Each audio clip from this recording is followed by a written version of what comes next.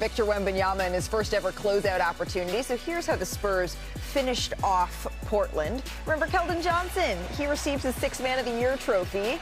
And then the Spurs got to work. They wasted no time in this game. They remember getting down big in the last two. Didn't want that to happen this time around. Victor Wembanyama. Like that. Hold on. The action started with him coming off a wide pin. That's what it started at 7'5", 7'6". Nice little jumper there. Right now, he going downhill off a 1-4 pick and roll. Wemby with the three. Followed his shot. You see that, kid? And look, David Robinson can't believe what he's seeing. That's David Robinson. Little fake spin. Kirk, where we going, man? They tried to tackle him. Where we You just going, watch this man? and say, you know what, I retired at a good time. Like, this is it. De'Aaron Fox. Head Z. I'll tell y'all about him, man. Frozen. I see you wearing that photo, too. Under 4 minutes to play here. The Blazers down big. Denny Avdia drives. Wemby is there. He did that. Hey, go get that out the seats, man. Spiking it into the stands. Felix. Spurs get the win. And Shaq had some thoughts on the big man last night. I said this to you and the guy. I think Wemby is the first perfect big man that's ever created. Can shoot, free throws, play defense, play offense. He's a great team player. I'm happy for the Spurs. I'm happy for Wendy. Did you say Wemby or Wendy?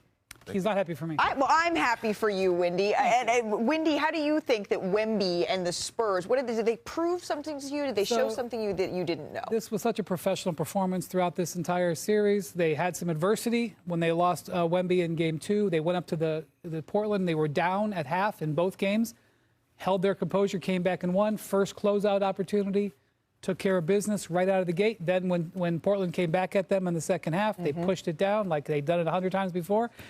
LeBron James is going for his 17th first-round series win tonight, okay? 17. This is Victor's first. How many is he going to get? Right. It's going to be more than one. Well, I said that the San Antonio Spurs are going to win the NBA championship this year. Not next year, this year. And you know what happened?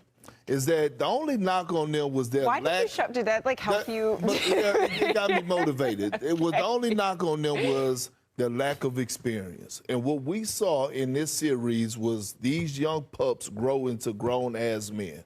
The adversity in Game 3, Dylan Harper with 27 off the bench, crucial buckets in the fourth quarter on the road, and then Game 4 down double digits, and then you come home and you say, you know what, we're going to finish our food.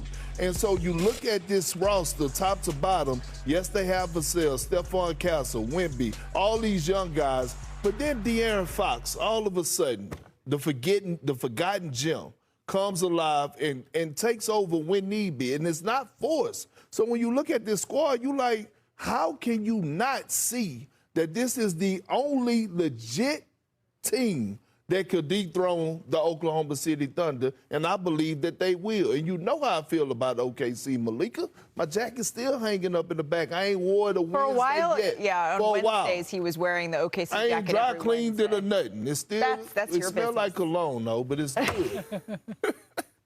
Well, I really do think that they are the only team that's made up to move OKC out the way. I get that. Yeah. But to say that they could just move OKC out the way is insane to me. Why? Because it's not even about – because for me, it's the matchup that's bad. It's not about the experience. I think experience is going to come in at the end of the game when you got to deal with SGA. But I'm talking about 1 through 10 for how they play. They cancel out with the Spurs. What's something? Let me ask you this. There you go. They did dominate OKC in the regular season is all well and good. It's a whole lot of basketball that, hey, Detroit was great the regular season. And Orlando was terrible. But Detroit ain't got him. And see, when you have an all-time great in Shaquille O'Neal that give Wemby that type of praise, because we all know Shaq worse than me when it comes to hating on people. He's a real hater. When you have an all-time great like this, you can't put nothing past him. And what's the one thing that OKC has laid the foundation for, or the blueprint, should I say? Having two-way players, big guards. What do San Antonio have? Without a doubt. That's why I say it cancels out. The only question that comes in is Wemby and Chet. So I get what you're saying. But at the end of the game, I say it is. But at the end of the game, you got to outscore SGA. That's all I'm saying. It's still to do These with two the are Braves. already in the conference finals. We've skipped an entire round in between. Let's go from one Texas team friend to Game 5s tonight. The 1-seed Pistons down 3-1 face a must-win against the Magic. The Raptors and Cavaliers tied at 2 games apiece. We got both games covered. Reporters Ohm Young-Masuk and Jamal Collier are in Detroit and Cleveland. Ohm, let's start with you. What are the Pistons saying about the pressure facing them as the 1 seed in a must-win situation? Jay, it's hard to believe that tonight could be the last time we hear the legendary John Mason say, Detroit basketball.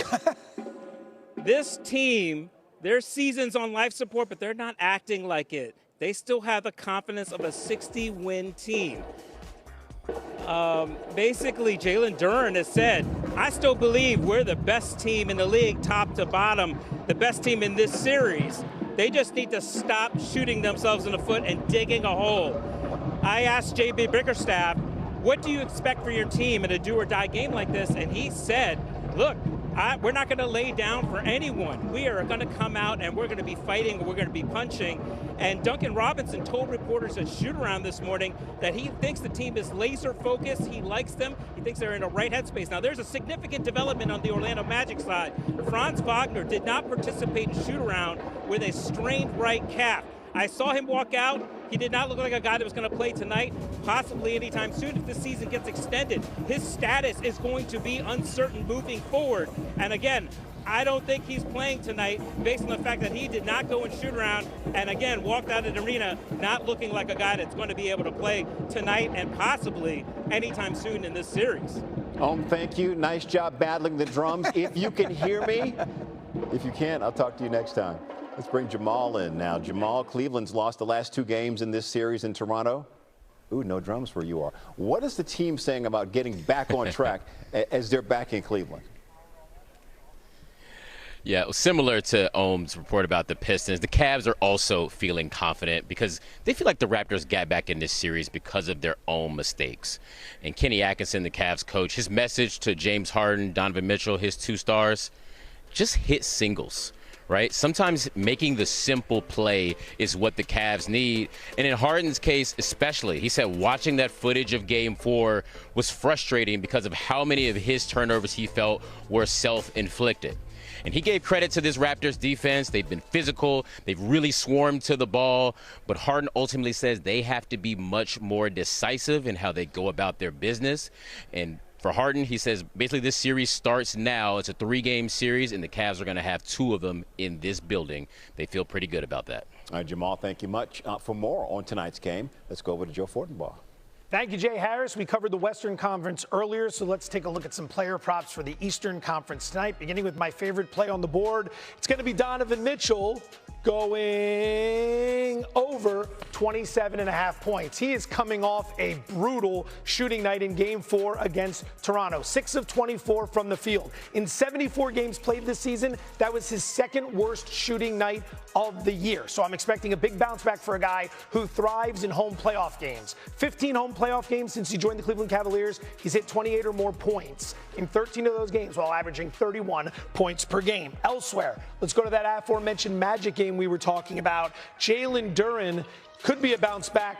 I'm not betting he's going to have a big scoring night. We're going to go under 14.5 points. The Magic have been throwing bodies at him game after game after game, and he is having a brutal series. For a guy averaging 19 points per game during the regular season, he's averaging just 9 points per game in this series. Hasn't topped 12 points in any of the 4 games they've played. And on top of that, he's shooting 3.5 fewer shots per game than he did during the regular season. So to recap, we're going to go LeBron James over 7.5 rebounds, Donovan Mitchell over 27.5 points, and Jalen Duren under 14.5 points. Matt Barry, you can choose to fade or follow those picks. I'll let you decide. Can I ask